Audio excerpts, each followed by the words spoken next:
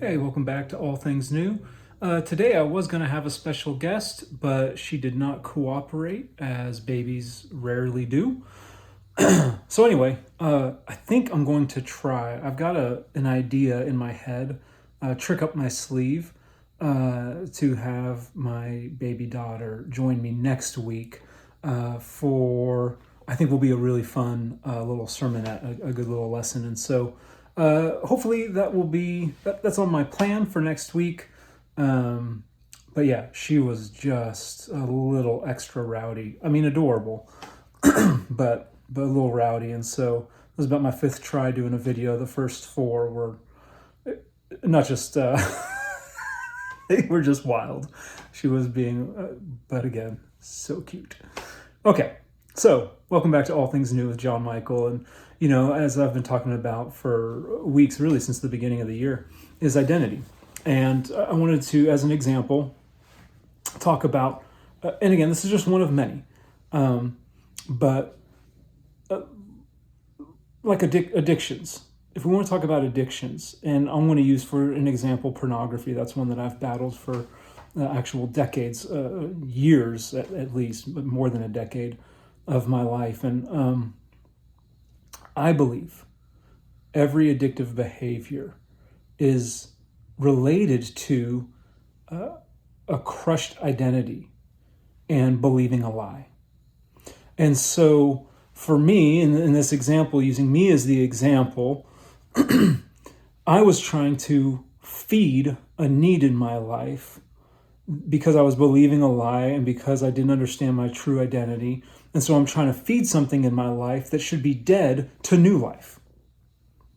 Right? If I would have found my identity in Christ and found my value in Him, then I wouldn't have been searching for that in other people and in other things. And then not only that, I would quit looking at pornography because I would begin to not only see my value in Christ, I'd begin to see their value in Christ, they being the pornography stars, the adult film stars. Right? And I'd begin to see their value in Him. And then looking at pornography becomes the last thing I'd ever want to do. Why? Because I value them and I value myself and I see our value through Christ. So if we're not finding our identity in Jesus, just as an example, one of the many things it can lead to would be addiction, whether that's alcoholism or drug abuse or pornography or whatever that is. Or it can lead to abuses of different types. It can lead to neglect in our relationships. It just leads to all kinds of crazy, all kinds of wrong thinking, which then, right, our behavior is a byproduct of our beliefs. It's just the reality. It's just the reality. If I believe that if I continually speed, that I'll eventually get tickets and lose my license and go to jail, and I'm going to stop speeding because I believe that that's what that leads to. And so my behavior is changed behind the wheel of a car because I believe in the enforcement of the law that could or will happen if I don't follow the laws. And likewise, my behavior, addictive or otherwise, my good disciplines, my bad choices, my whatever, how I relate to folks is going to be reflected and displayed in how I believe about Jesus and about myself. Does that make sense? You can't answer, at least not to me directly. I guess you could. You can like, comment, subscribe, whatever. I'm not as worried about that as maybe I should be, but here's the deal. Our lives lived are a reflection of our beliefs believed. I don't think we can escape that. And so if we don't believe good about ourselves, I am just so convinced of this, that Satan, when he comes to lie to us, uses one of two primary lies, that everything kind of falls under these umbrellas, under these trees, and it's either God's not good or you're not good.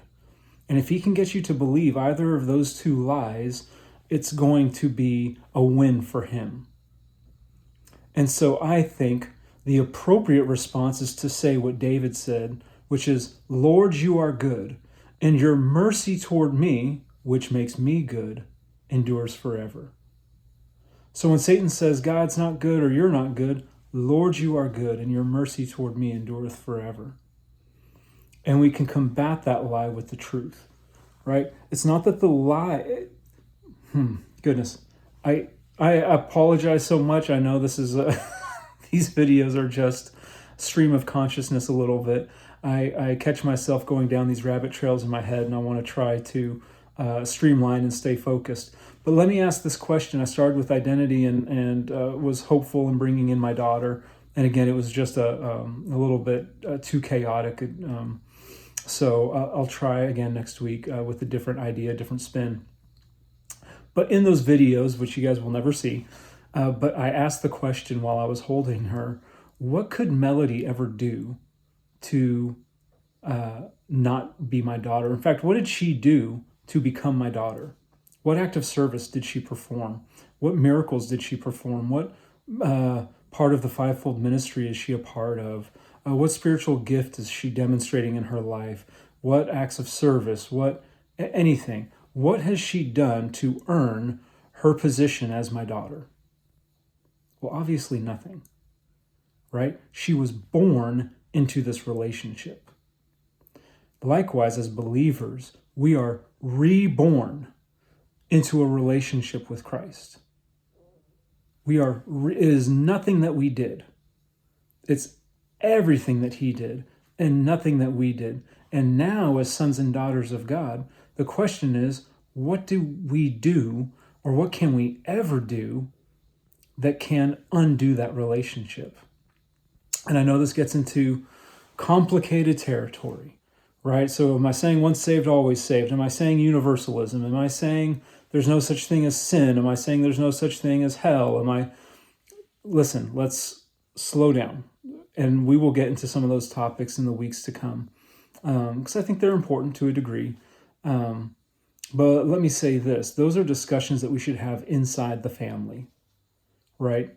We should not exclude others from joining the family because they believe differently or they think differently, right? These are conversations that we have inside the family, because I think actual discipleship looks like belonging first, believing second, and behaving third.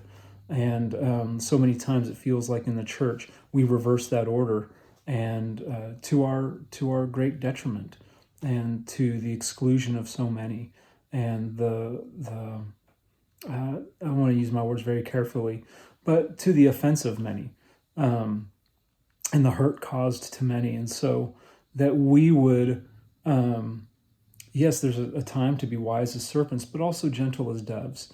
And so, what could Melody do that would ever keep her from being my daughter? What if she believes differently than I do? What if she doesn't believe in God?